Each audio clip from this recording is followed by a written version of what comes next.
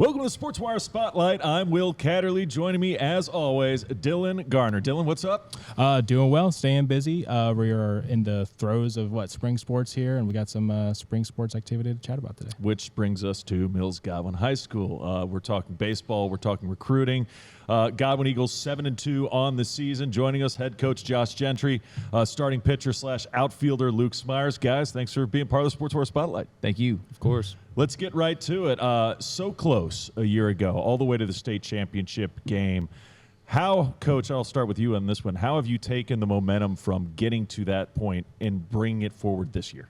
I'll be honest, we don't really talk about it a whole lot. Our focus is every year it's a new team, and the last 3 years, I think maybe even 4, we have kind of retooled every year, and every year it seems like we got 5 or 6 guys in the lineup that were new from the previous year.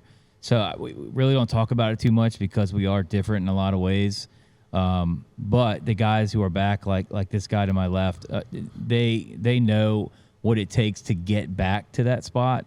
And this is the time of year, like where we're at right now, where those guys start to ramp it up a little bit and they start leading the way a little bit more. But we don't really talk about that game too much. Not that it's because of sore spot, but just because it was a different team, different year. And we were close. We understand that. But every year we look to get over the hump with the new squad. And that's the nature of baseball too, right? Long seasons. Sometimes one thing doesn't go your way and that's it. But, it's a matter of reflecting on the stuff that worked and didn't work, and then what's that next step? And, y'all have obviously, been on the right side of that this year so far and, are on a good trajectory. I did want to ask you, the game before that, state semifinal, was one of the highlights of your career based on everything Will has told me about it, and I got to see a video of it. The walk-off home run in the semifinal. Yep. Can you reflect? I know, we talk about moving forward, but can you reflect on what kind of a moment that was for those who don't know? Was it Maury? It was Maury. It was the 7th inning. It was a walk-off shot at Glen Allen is where the stage was set, and you knocked it out of the park to right field, right center, I think. Yeah. That was one of the most special moments of my life. Just the team, the chemistry we had all year with that team, one of the most fun times, and just being able to get up and produce one of those moments like that, it's going to stick with me. I go back and watch the video all the time of it, and it's just something that's going to stick with me. Do you think that kind of moment, despite the way the season ended, do you think that moment kind of set the stage for you this year so far for you? Yeah, of course. I'm just going about this year like I have the last couple of years. Yeah. Nothing trying to change or think, this is my senior year, I got to do something special, just doing whatever I can to help our guys win. So. Absolutely. There has to be kind of a moment where I know you're in the throes of it right now in the middle of your season. You want to take advantage of every opportunity. But looking at your career, has it hit you yet that you're like, I've only got so many home games left as a Godwin Eagle? Yeah, a little bit. Sometimes at practice when Coach lets us know, like, you gotta take advantage of these practices. You don't have many games left. When I really think about it, the time I got left with the guys, it hits me sometimes, but I try not to think about that. Try to just take it one game at a time. We think about that moment last year, but you really got on the radar early as a pitcher. Everybody likes tall lefties who can throw almost 90 miles or over 90 miles an hour with a fastball. But my question is, in this world of recruiting, and this will also go to you, Josh, how much has stuff changed? Because how did you get on Alabama's radar? In 2022, you were committed at University of Alabama. It's one thing to be noticed by, an in-state school like, VCU or Richmond, but a D1 SEC, man. Tell me about that process. Yeah, so back just freshman year, travel ball, playing right video, got out to a right. Coach saw it, and from there, once a couple coaches kind of see it, and you get that recognition from some of the other schools, big-time schools in your state, then it kind of starts to trickle out to all the other schools. And from there, it just kind of takes off. So, and Coach, from your perspective, you were, I'm sure, handling both sides of this, right? Luke and his family, the colleges talking to him, What was that influx like when he was 14, 15, 16, courting D1 offers from schools across the nation? I mean, it was the first experience I'd had with a player that young, for sure. That it all happened pretty quick. I mean, yeah, I knew what was coming when they said, "Hey, there's a special lefty coming." The day he walked onto campus, things kind of changed for our program. Yep. And that's just the reality of it. And you can say whatever you want, but guys like Luke, they come to programs every 20, 25 years. Yeah. And that's just the reality of it. And, when he came and it's opportunity, if you throw a great game or have a great at bat or hit a walk-off home run in front of the right person at the right time, that happens. And I think that's what happened with Luke is he got in front of the right people the right time. And I would say, 9 times out of 10, he's going to put up a good performance. Yeah. And he probably did that one day against somebody good, and they ran with it. And that's usually what happens with these guys when their names kind of blow up really quickly. You tend to hear more from colleges outside the area than you do in. And that's when you know that something special is about to happen. Yep. Yeah, timing is everything. Has anything changed from recruiting in 2024, 2025 compared to, I don't know, say the beginning of 2000s, 90s? What's changed and what's the same? Well, I mean, with the roster sizes, and I think Luke can speak to this too, the Division I rosters are shrinking, so that the portal is a big part of things. So I think less guys are getting recruited out of high school to the higher levels of ball. You're going to start to see a lot more guys going to the D3s in the junior college route, which is not a bad route to take. I think a lot of guys can benefit from those extra 2 years and then transfer. But a lot of these upper programs are looking at the portal, and they're looking for 22-year-old guys that can come in right away and play instead of having to groom an 18-year-old fresh out of high school, wet behind the ears kind of guy. And you have your occasional high school guy that's ready to go. You have that, but not all guys are built the same. So, Luke, how do you stay grounded, if you will, like in the moment and not get a big head over all of the media attention? You have this huge, massive game against Atlee where every recruit in the world is there. It's you and Noah Yoder, a star pitcher over there at Atlee. How do you stay in the moment and not get too big of a head? Right. So, I mean, I've been fortunate enough to pitch in circumstances with a lot of eyes on me, whether that was in travel or other places that I've been able to throw with a lot of people watching. And so I just took that game just like any other game. Did my routine, didn't try to focus on anyone in the stands watching too much. I knew that it was a big game, and I think that kind of helps me sometimes perform better. But I just try not to think about, if I mess up here, then this can go wrong. I try not to think about what can go wrong. I just focus on pitching my game like I know how to. So you talked about routine. Take us through it. Do you have any superstitions? What do you do? What does Luke Smyers do to get ready for a ball game? I mean, so if we got a home game, come down.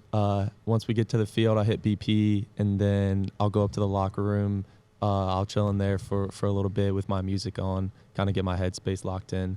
Then about an hour before the game starts, go down to the bullpen. I'll stretch out lower body, upper body, and then just go through my everyday throwing routine. And then get on the mound before in the bullpen, and then it's time to roll. So there's a wrong way, and Coach, I know you've seen this in the evolution of pitchers. There's a right way to develop your arm, and there's a wrong way.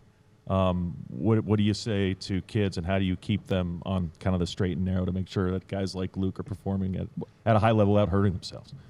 Everybody these days kind of has their own program and their own pitching coach. It used to not be the case. It used to be just us, just a high school coach. But I've developed relationships with a lot of these guys, a lot of these pitching coaches, a lot of these travel coaches, and I respect the amount of money that goes into those lessons and the amount of money that goes into the summers. So we usually have a plan here at Godwin that some guys will follow. But like with Luke here, just for instance, I know he's got a well-developed plan. And we talk about it, and I sign off on it because I trust the fact that he puts in the work and he knows what he's doing, and I don't feel like I need to change that. If there's a time where I feel like something may be off or I need to step in, we might tweak something here and there. But for the most part, these guys are really in tune with their bodies, and they really know like what works best for them. So we don't tailor one program for all. It's more tailored towards each individual pitcher. Right. And I think they all kind of have a little bit of a different flow, pre-game, post-game, the day after they throw. Sure. And I'm okay with that. Yeah. You're playing travel ball, year-round ball, showcases, and you also have your coaches here and these specific pitching coaches or specific, like kind of centers, right? Mm-hmm. So you're almost split into 3 different kind of groups of people who are all kind of working together in some form, but, kind of molding you along the way, which has got to be a really interesting dynamic. Yeah, I just think it's important to make sure you balance it right, and find like what Coach Gentry said, like find what works for you specifically. There's no same program that'll work for me that works for someone else. Everybody's built differently, so. What's working for this team right now? As I said in the intro, you guys are 7-2. This is kind of the meat of the year, right, where you want to start getting hot so you're ready for postseason play. What do you think, Luke, is one of the differences with this year's team maybe compared to last year? I just think that our quality of at-bats when we're facing a good arm, we've faced a lot of Division I arms so far this year, and I think that as the year goes on, our guys are just up there battling. No one goes down easy. It helps. It rattles pitchers. Never let anyone get in a groove. And we kind of play our game in the field. Our infield, I think, is probably the best I've seen. So here, we're turning double plays left and right, and then we're just playing together. No one's trying to do too much or be the hero or anything. So I think that's working for us. Is there one dude on your roster who, like, come playoff time or close to it, all of a sudden I'm going to be calling his name a bunch that me or no one else really expected to call? And both you guys can answer this one because, Coach, you'll have probably a different take maybe you'll have the same take. We'll see. I would say right now it wouldn't be a surprise for me. Matt Hartsfield, he's been just on fire to start this year, he's just a dog on the field. So come playoff time, I expect he's going to keep doing the same thing. You got to have the dogs in the building. Yeah, you got to have those guys around. Yeah, Matt Hartsfield, I think he's hitting .530 this year. That'll play. Yeah, he's just committed to VMI. He's a awesome stud. He's playing well. But honestly, we have a sophomore catcher this year, Carter Dunham, who Luke will tell you he's been very comfortable with. Yep. Who absolutely is a dog behind the plate. And I'll be honest with you, I think he's getting better every game. Not many people, the ones who do run on him are finding out quick that he's got a hand cannon back there. I think that might be a guy that you hear a lot from, just from his defense alone. He gets it done. He really saves us a lot of runs back there. So that might be a name to watch too. So yeah, pitcher's best friend is your catcher. I was going to say, what is that relationship like in high school? Where this might be the first year or two you've worked with Carter or with the other catchers on the roster, but what is that dynamic like, and how locked in do y'all have to be? Yeah, every year so far for me, I've had a different catcher, and I think it's just every game you throw, every time you throw with them, every day you kind of spend with them, it just gets better and better. He's not going to catch me the first game of the year as he will the last game of the year. We'll get more comfortable, and he'll get more comfortable on how I like to pitch and how I like to throw my pitches and stuff. So it'll only just keep getting better. How do you like to pitch? I was going to say, we know about your fastball, obviously, but is there one pitch that you've worked on or want to work on and develop to be even better this year and years moving forward? Don't answer that. Don't give it away. Don't give it away. Well, just in general, weapon. How about that? Yeah, for me, a big part of my development has been trying to develop a changeup. That in the last couple last 2 off seasons, that's been a big kind of priority for me. Yeah. I've been able to always throw kind of a slider, curveball, whatever you want to call it, secondary for a strike. But just getting that third pitch dialed in for a strike for me has been something I've been working on a lot. Yeah, and Coach, I wanted to circle back to that big game versus Atlee that y'all had. Mm-hmm. I think I read in the Times-Dispatch, I think Jackson, my old coworker Jackson Didlake, shout out Jackson. There you go. He was covering it and said, you were quoted saying, I haven't seen that many scouts at a high school game anywhere in my career. I don't know how many there were, what teams they're representing, but, you know, when baseball players have this unique dynamic of you've been committed to a college for 3 years now, but you're still going to have, you know, scouts showing up for major league ball clubs, right? As this process goes on. And not just college. We're talking about Right, MLB yeah. scouts. I think they also quoted a Red Sox scout, you know, that was there. So, Coach, from your perspective, when you have a game like that, you know, he's facing off directly with one of the other best players in this region. What is that like from your perspective of being able to not only, like, you know, get everyone's heads in the game, right, keep everyone cool, but, like, also showcase what you know, Luke is about and what the other players are about on that type of level. Yeah, it's an opportunity for the other kids. Yeah, I told the guys pregame, and I'll tell you what I told Jackson postgame in a minute because I don't know if it got into the paper, that quote. But I told the guys pregame, like, this is an opportunity that most of you guys at the high school will never experience again at any level. You're not going to see this many scouts that you have a chance to do something in front of. Right. So it was an opportunity, like I said, Will, for them to play well and maybe get on somebody's map. Because like I said with Luke, it's one opportunity, one time that if you do something the right way, it's a gold mine, and it could turn out great for you. And maybe it doesn't, but the opportunity is there for you to go out and have a great game. As far as what I told, I think it was Jackson Didlake, right? Yeah, yeah, when Jackson and I talked post-game, I told him that, like, when you have a Luke Smyers or a Noah Yoder that bring that type of attention to your program, benefits everybody. And that's like I said, you know, those guys, they come along every 20, 25 years. And I think the last time that many scouts were probably at a high school game that I recall was here at Godwin again when Godwin played Hermitage, I think, in like 2003, Bristow versus Scott Taylor. Right. I came to that game. I was like probably in my mid to late 20s, maybe late 20s, but it was packed. Yeah. And there were a lot of scouts there. And I don't know if we've seen a guy like that come through here since then. And that's every 20, 25 years. It's a cool experience for everybody. For me to be able to take the field with the guys and look out and see that many scouts and have our guys play as well as they did. Yeah.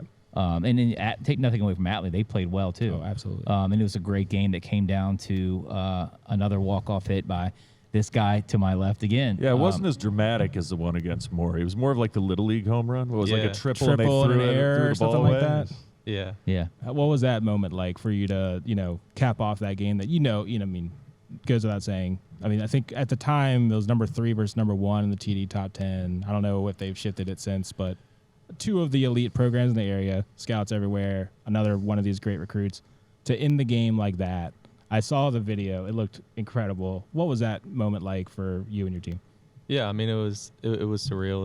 It was obviously another amazing moment that I think just gonna keep a fire lit for our team, and just know that we can play with anyone, and that we have the ability to beat anyone on any given night, and just keep that our kind of just playing well hot streak going throughout the whole year. So. And you definitely have the flair for the dramatic, but that makes me want to ask you about the bat flip, because you had a good one last year against Morey. You had to leg this one out, so you didn't have time for a bat flip. How big are you on the bat flip versus, you know, when you do it versus you know, not many people get this opportunity, but others doing it against you and they get a big hit? Yeah, I mean, I recall one time last year in the playoffs, we were playing Clover Hill, and they had a guy who he had been hitting me. He actually had been hitting me hard all night. He had a couple, like one ball off the fence or something like that, and then he gets up for another at bat late in the game. Might be like a 1-run game, and he hits one that off the bat. I was like, dude, he just took me yard, and it ends up going off the fence, and he's pimping it, bat flipping, walking down to first, ends up getting a single out of it, and it just fired all of our coaches up. Oh, yeah. That this guy just bat flipped and it didn't go out, and then I ended up stranding him on the bases. They didn't score, it just fired everyone up. I'm sure, Coach, you have your own, like, you know, because there's an etiquette to baseball, right? But like, you also, it's that back and forth rubber banding of emotion and momentum and stuff, right? And in that situation, if you hit a big home run and bat flip, everyone's excited. if you hit that, exactly in the situation he's describing where you do this and screw it up or don't understand the situation, all the momentum's back for y'all now. Mm-hmm. So from your perspective, how do you channel that maybe middle ground between, hey, we had to harness emotion but not get too disconnected from what's going on? That's a tough one. I'm one of those guys that's pretty laid back during a game until there's a big moment and it fires me up. But generally speaking, I'm big on emotions, and I feel like you have to temper the emotions throughout the game because you can get too high and too low. Yeah. And I like to stay middle ground. Yeah. Until you gotta flip the switch, or until something big happens where the switch is flipped for you almost. You got a guy that hits a walk-off home run in the state semis. You can't control that emotion. No. But there are times in the third or fourth inning, a big strikeout, leaving guys on base, or the bases loaded and a big strikeout.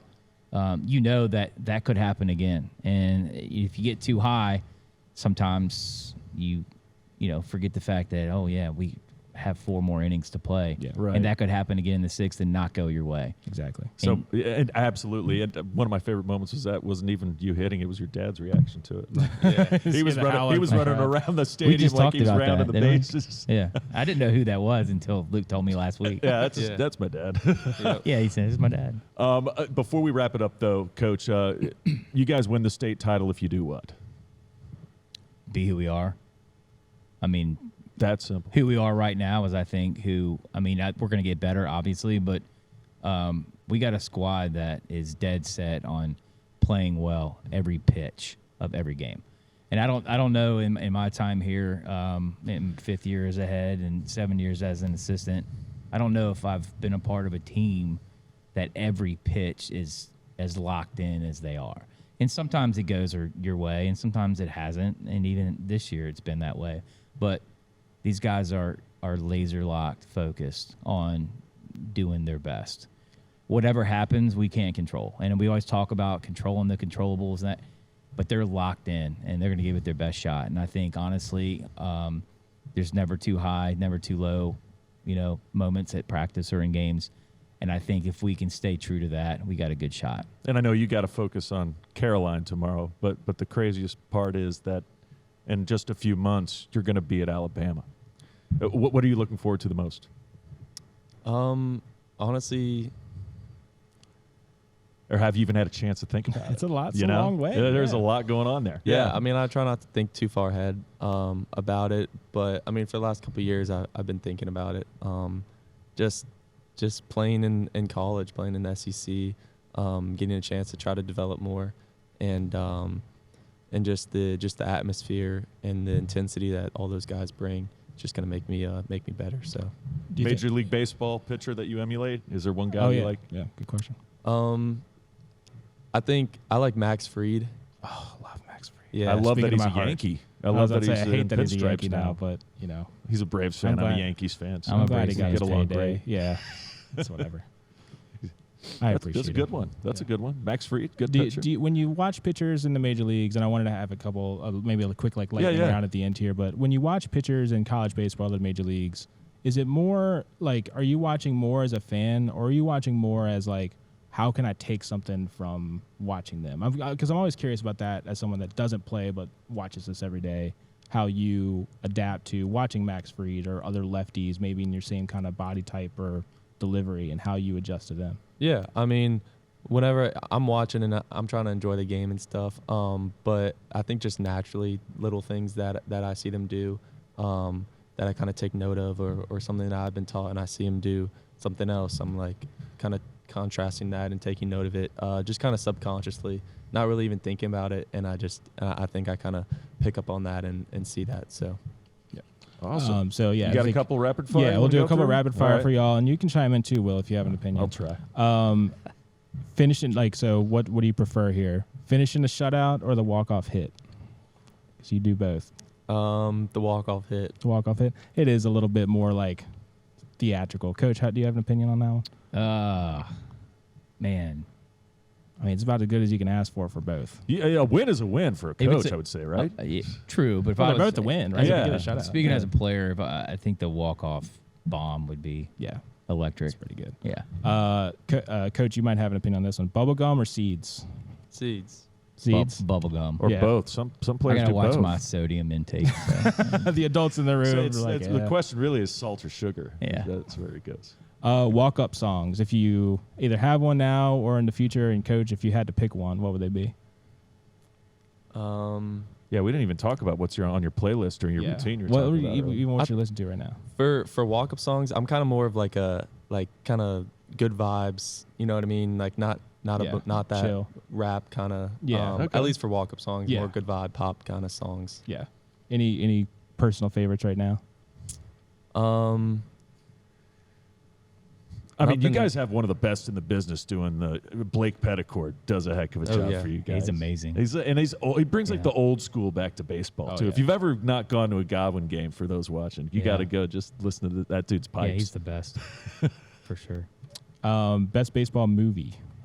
Field of Dreams. Field of Dreams. Oh, that's Um, yeah, you can't beat that. Yeah. Bull Durham's a close Bull second. Durham's really good. Yeah. yeah, Field of Dreams. That's one of my favorites. Yeah. Sandlot, good Yeah. one. They got to make great baseball movies again. Yeah. Like they like there's only like Moneyball the last like 10, 15 years. The Jackie movie was great, but like there's only been so much, because you think of like the early 90s, like this is before even my generation really, but there's so many like Angels in the Outfield, Bull Durham, Major League. We just had Bob Uecker pass away, but he had, one of the most iconic roles in that movie. Major in like League was fantastic. 2 minutes of screen time. So Well, I mean, The I had Natural more is of one of those. the best movies ever, too. Oh, Sometimes. man. That's a fantastic These are just great movie. movies. The Natural is kind of deep. Yeah, it is. It's a little deep for baseball movies. Luke, Kinda you know what dark. The Natural is? You've got to watch The Natural if you I haven't don't think I've seen it. Let's say Oh, your age, yeah. like you gotta Yeah. go back in the history books a little bit for Yep. those. But yeah, and so I think that was all the little That's all you got? nuggets I had. So anything I else? don't have any. I don't have any other rapid fire. Okay. No. I think we got it. Can you explain that my Braves are gonna figure things out, Coach? And I keep saying they are, and then I just keep watching them going, man. It's like they strike We're out bad. 19 times. They will figure it out. I Yeah. will. It's a long season. I don't know if they'll figure it out enough, but I think they'll They figure got it too out. much talent to be where they are. Luke, who's so. your team? I'm a Phillies guy. Oh, You're gonna In the you podcast. love our Is this producer over? over here. He's diehard Eagles. I'm a Giants guy. So I always talking about how great the Eagles are, and I just don't even want to talk NFL. we got to start that. yeah. You got to tell us that ahead of time so we know to cancel next time. We can't have Phillies fans around here. That's all right. I got Schwarber on my fantasy team. That's He's true. one of my early pickups. That's the problem. Is I do like a Schwarbombs. lot of the Phillies, but I just can't root for the team. But it's No, okay. it's They're tough. having a great season. Well, guys, I appreciate you being part of the Sportswire Spotlight. thank you, of course. Best of luck rest of the season going forward, and best of luck moving on to the collegiate world and very soon maybe even the MLB. So Thank you. appreciate it. Thank you for having me. Thanks, you got guys. it. Thank you, guys.